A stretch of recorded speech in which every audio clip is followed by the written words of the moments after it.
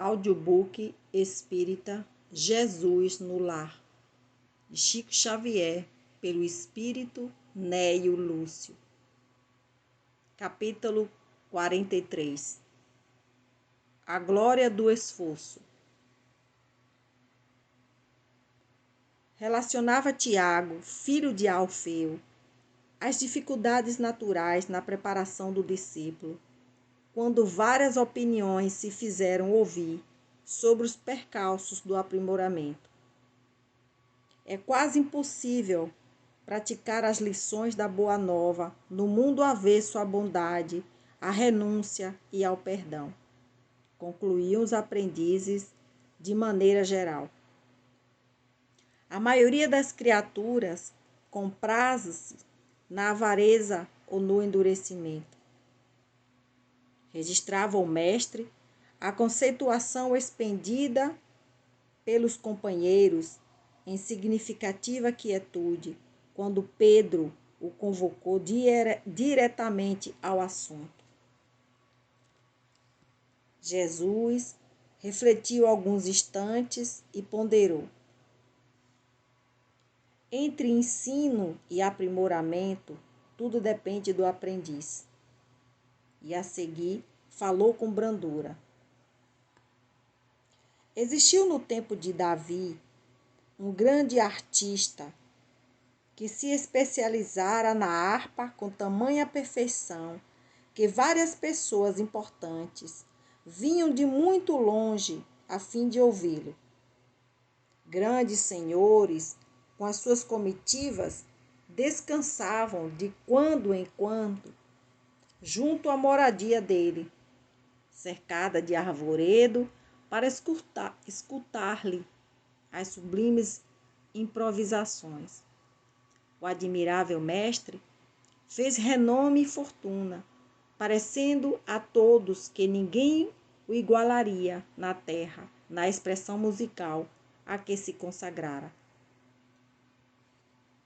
Em seus saraus e exibições, possuía em seu serviço pessoal um escravo aparentemente inábil e atolemado, que servia água doce e frutas aos convivas e que jamais conversava, fixando toda a atenção no instrumento divino, como se vivesse fascinado pelas mãos que o tangiam.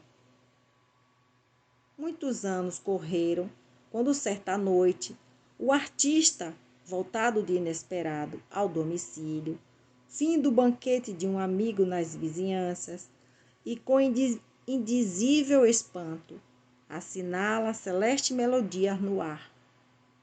Alguém tocava magistralmente em sua casa solitária, qual se fora um anjo exilado no mundo.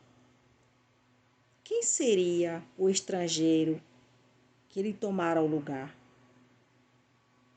Em lágrimas de emoção, por pressentir a existência de alguém com ideal artístico muito superior ao dele, avança devagar para não ser percebido e, sob intraduzível assombro, verificou que o harpista maravilhoso era o seu velho escravo tolo, que, usando os minutos que lhe pertenciam por direito e sem incomodar a ninguém, exercitava as lições do Senhor, às quais emprestava desde muito tempo todo o seu vigilante amor em comovido silêncio.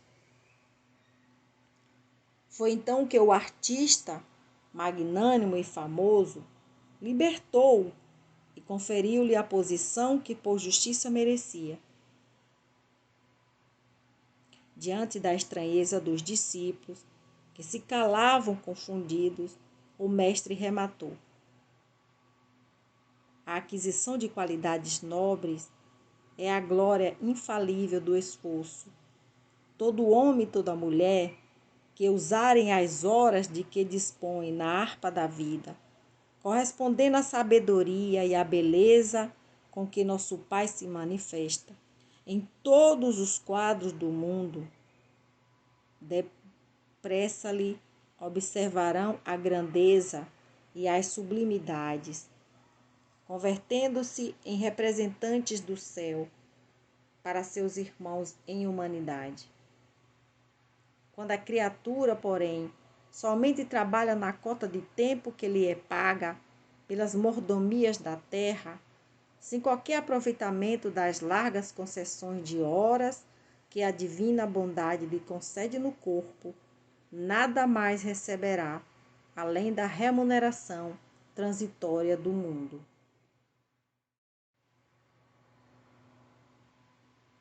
Capítulo 44. A lição do essencial. Discorriam os discípulos entre si sobre as coisas essenciais ao bem-estar, quando o Senhor, assumindo a direção dos pensamentos, em dissonância, acrescentou: é indispensável que a criatura entenda a própria felicidade para que se não transforme, ao perdê-la, em triste fantasma da lamentação. Longe das verdades mais simples da natureza, mergulha-se o homem na onda pesada de fantasiosos artifícios, exterminando o tempo e a vida por meio de inquietações desnecessárias. E como quem recordava incidente adequado ao assunto, interrompeu-se por alguns instantes e retomou a palavra comentando: ilustre dama romana, em companhia de um filhinho de 5 anos, dirigia-se da cidade dos Césares para Esmirna, em luxuosa galera de sua pátria. Ao penetrar nas embarcações, fizeram-se acompanhar de 2 escravos, carregados de volumosas bagagens de joias diferentes, colares e camafeus, braceletes e redes de ouro, adornados com pedrarias, revelavam-lhe a predileção pelos enfeites raros. Todo o pessoal de serviço inclinou-se com respeito ao vê-la passar. Tão elevada era a expressão do tesouro que trazia para bordo. Tão logo se fez o barco ao mar alto, a distinta senhora converteu-se no centro das atenções gerais. Nas festas de cordialidade, era o objetivo de todos, os interesses pelos adornos brilhantes com que se apresentava. A excursão prosseguia tranquila, quando em certa manhã ensolarada apareceu o imprevisto. O choque entre Traiçoeiro e Recife abre extensa brecha na galera e as águas a invadem. Longas horas de luta surgem com a expectativa de refazimento. Entretanto, um abalo mais forte leva o navio à posição irremediável e alguns botes descidos são colocados à disposição dos viajantes para os trabalhos de salvamento possível. A ilustre Patrícia é chamada à pressa. O comandante calcula a chegada a Porto Próximo em 2 dias de viagem arriscada, na hipótese de ventos favoráveis. A jovem matrona abraça o filhinho, esperançosa e aflita. Dentro em pouco, ela atinge o pequeno barco de socorro, sustentando a criança, e pequeno pacote em que os companheiros julgaram trouxesse as joias mais valiosas. Todavia, apresentando o conteúdo aos poucos irmãos de infortúnio que seguiram junto dela, exclamou: meu filho é o que possuo de mais precioso e aqui tenho o que considero de mais útil. O insignificante volume continha 2 pães e 10 figos maduros, com os quais se alimentou a reduzida comunidade de náufragos durante as horas aflitivas que os separavam da terra firme. O mestre repousou por alguns segundos e acrescentou: a felicidade real não se fundamenta em riquezas transitórias, porque um dia sempre chega em que o homem é constrangido a separar-se dos bens exteriores mais queridos ao coração. Os loucos se apegam a terras e moinhos, moedas e honras, vinhos e prazeres, como se nunca devessem acertar contas com a morte. O espírito prudente, porém, não desconhece que todos os patrimônios do mundo devem ser usados para o nosso enriquecimento na virtude e que as bênçãos mais simples da natureza são as bases de nossa tranquilidade essencial. Procuremos, pois, o reino de Deus e sua justiça, tomando à terra o estritamente necessário à manutenção da vida física, e todas as alegrias se nos hão acrescentadas. Capítulo 45. O imperativo da ação. Explanava os aprendizes acaloradamente sobre as necessidades de preparação para o reino divino. Filipe, circunspecto, salientava o impositivo da meditação. Tiago, mais velho, opinava pelo retiro espiritual. Os discípulos do movimento renovador, a seu ver, desviavam isolar-se em zona inacessível ao pecado. João optava pela adoração constante, chegando ao extremo de sugerir o abandono das atividades profissionais por parte de cada um, a fim de poderem entoar hosanas contínuos ao Pai amantíssimo. Bartolomeu destacava a necessidade de jejum incessante, com a abstenção de todo contato com as pessoas impuras. Chamada à manifestação direta pela palavra indagadora de Simão, Jesus perguntou nominalmente: Pedro, qual é a água que desprende miasma pestilenciais? Sem dúvida, respondeu o apóstolo intrigado. É a água estagnada, sem proveito. Sorridente, dirigiu-se ao filho de Alfeu, indagando: Tiago, qual é o peixe que flutua inerte na onda? É o peixe morto, Senhor. Redarguiu o discípulo desapontado. Bartolomeu, qual é a terra que se enche de matagais, daninhos à plantação útil? O interpelado pensou e esclareceu. Indiscutivelmente, é a terra boa desprezada, porque o solo empedrado é áspero e quase sempre estéril. O mestre, evidenciando sincera satisfação, concentrou a atenção em Tadeu e inquiriu: Tadeu, qual é a túnica que se converte em ninho da traça destruidora?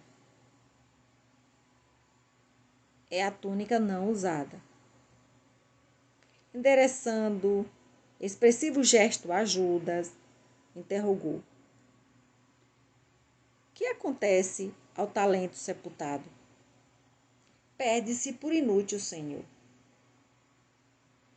Logo após, assinalou com o olhar um dos filhos de Zebedeu e falou mais incisivo: Tiago, onde se açoitam as serpentes e os lobos?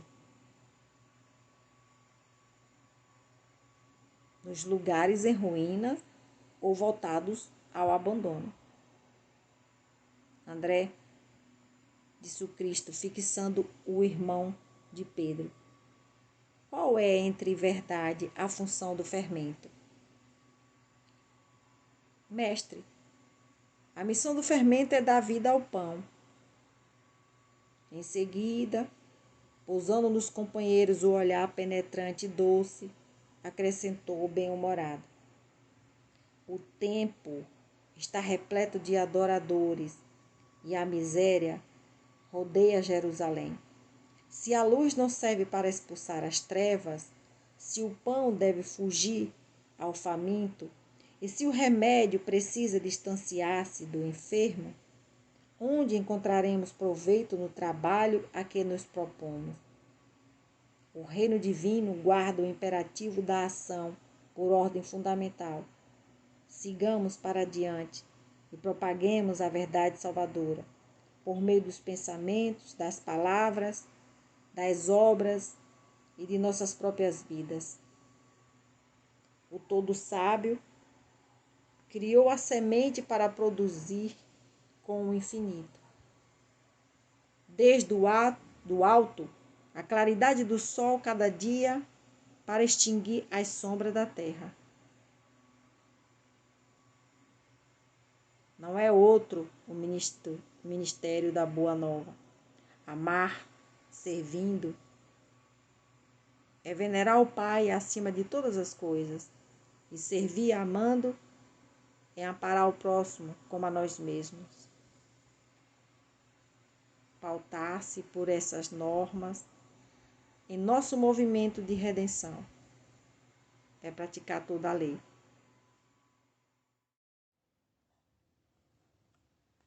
Capítulo 46. A árvore preciosa. Salientando o Senhor que a construção do reino divino seria obra de união fraternal entre todos os homens de boa vontade, o velho Zebedeu, que amava profundamente os apólogos do Cristo, pediu-lhe alguma narrativa simbólica por meio da qual a compreensão se fizesse mais clara entre todos. Jesus, benévolo como sempre, sorriu e contou. Viviam os homens em permanentes conflitos, acompanhados de miséria, perturbação e sofrimento. Quando o Pai, compadecido, lhes enviou um mensageiro, portador de sublimes sementes da árvore da felicidade e da paz. Desceu o anjo com régio presente e, congregando os homens para a entrega festiva, explicou-lhes que o vegetal glorioso produziria flores de luz e frutos de ouro no futuro, apagando todas as dissensões, mas reclamava cuidados especiais para fortalecer-se. Germinando, era imprescindível a colaboração de todos nos cuidados excepcionais do amor e da vigilância. As sementes requereriam terra conveniente, aperfeiçoado sistema de irrigação, determinada classe de adubo, proteção incessante contra insetos daninhos e providências diversas nos tempos laboriosos do início. A planta, contudo, era tão preciosa em si mesma que bastaria um exemplar vitorioso para que a paz e a felicidade se derramassem, benditas sobre a comunidade em geral. Seus ramos abrigariam a todos, seu perfume envolveria a terra em branda harmonia, e seus frutos, usados pelas criaturas, garantiriam o bem-estar do mundo inteiro. Fim da promessa. E depois de confiadas ao povo as sementes milagrosas, cada circunstante se retirou para o domicílio próprio, sonhando possuir egoisticamente a árvore das flores de luz e dos frutos de ouro. Cada qual pretendia a preciosidade para si mesmo, em caráter de exclusividade.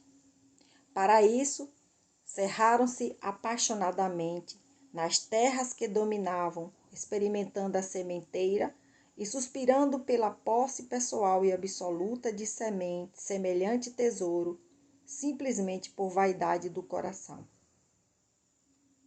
A árvore, todavia, a fim de viver, reclamava concurso fraternal total. E os atritos ruinosos continuaram. As sementes, pela natureza divina que as caracterizava, não se perderam. Entretanto, se alguns cultivadores possuíam água, não possuíam adubo. E os que retinham o adubo não dispunham de água farta. Quem detinha recursos para defender-se contra os vermes não encontrava acesso à gleba conveniente. E quem se havia apoderado do melhor solo não contava com possibilidades de vigilância. E tanto os senhores provisórios da água e do adubo, da terra e dos elementos defensivos, quanto os demais candidatos à posse da riqueza celeste, passaram a lutar em desequilíbrio pleno, exterminando-se reciprocamente. O mestre fez longo intervalo na curiosa narrativa e acrescentou: Este é o símbolo da guerra improfícua dos homens em derredor da felicidade. Os talentos do Pai foram concedidos aos filhos indistintamente, para que aprendam a desfrutar dos dons eternos, com entendimento e harmonia. Uns possuem a inteligência, outros a reflexão. Uns guardam o ouro da terra, outros o conhecimento sublime. Alguns retêm a autoridade, outros a experiência. Todavia, cada um procura vencer sozinho, não para disseminar o bem com todos, por meio do heroísmo na virtude, mas para humilhar os que seguem a retaguarda. E fitando Zebedeu de modo significativo, finalizou: Quando a verdadeira união se fizer espontânea entre todos os homens no caminho redentor do trabalho santificante, do bem natural, então o reino do céu resplandecerá na terra, à maneira da árvore divina das flores, de luz e dos frutos de ouro. O velho Galileu sorriu satisfeito e nada mais perguntou. Capítulo 47. O educador conturbado. Comentava André, o apóstolo prestativo, as dificuldades para afeiçoar-se às verdades novas, quando Jesus narrou para a edificação de todos. Um homem singularmente forte, que se especializara em variados serviços de reparação e reajustamento, foi convidado por um anjo a consertar um aleijado que aspirava ao ingresso no paraíso e aceitou a tarefa. Avizinhou-se do enfermo de martelo em punho, e não obstante os gritos e lágrimas que a sua obra arrancava do infeliz, aprimorando-o dia a dia, cumpriu o prometido. O mensageiro divino, satisfeito, rogou-lhe a contribuição no aperfeiçoamento de uma velha coxa que desejava ardentemente a entrada na corte celeste.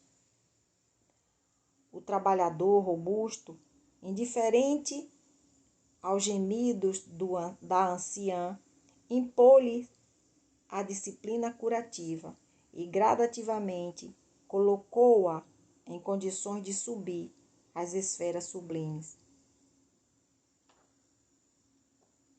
O ministro do Alto, jubiloso, solicitou-lhe o concurso no refazimento de um homem chagado e aflito, que anelava a beatitude idênica. O consertador não hesitou. Absolutamente inacessível ao petitórios do infortunado, queimou-lhe as úlceras com atenção e rigor, pondo-o em posição de elevar-se. Terminada a tarefa, o anjo retornou e requisitou-lhe a cooperação em benefício de um jovem perdido em maus costumes. O restaurador tomou o rapaz à sua conta e deu-lhe trabalho e contenção, com tamanho tirocínio que em tempo breve a tarefa se fazia completa. E assim, o emissário de cima pediu-lhe colaboração em diversos casos complexos de reconstrução física e moral, até que um dia o emérito educador, entediado da existência imperfeita na terra, implorou ao administrador angélico a necessária permissão para seguir em companhia dele na direção do céu. O embaixador sublime revistou-o minuciosamente e informou que também ele devia preparar-se com vistas ao grande cometimento. Mostrou-lhe os pés irregulares, os braços deficientes e os olhos defeituosos, e rogou dessa vez reajustasse ele a si mesmo, a fim de elevar-se. O disciplinador começou a obra de autoaprimoramento, esperançoso e otimista. Entretanto, o seu antigo martelo lhe feria agora tão rudemente a própria carne, que ele, em vez de consertar os pés, os braços e os olhos, caiu a contorcer-se no chão, desditoso e revoltado, proferindo blasfêmias e vomitando injúrias contra Deus e o mundo, quase paralítico e quase cego. Ele mesmo não suportara o regime de salvação que aplicara aos outros, e o próprio anjo amigo, ao reencontrá-lo com extrema dificuldade, o identificou, tão diferente se achava. Findo o longo exame a que se submeteu o infortunado, o mensageiro do Eterno não teve outro recurso senão confiá-lo a outros educadores, para que o reajustamento necessário se fizesse com o mesmo rigor salutar com que funcionara para os outros, a fim de que o notável consertador se aperfeiçoasse convenientemente para então ingressar no paraíso. Diante da estranheza que assenhorera o ânimo dos presentes, o Senhor concluiu: usemos de paciência e amor em todas as obras de corrigenda e aprendamos a suportar as medidas com que buscamos melhorar a posição daqueles que nos cercam, porque cada espírito chega sempre um momento em que deve ser burilado com eficiência e segurança para a luz divina.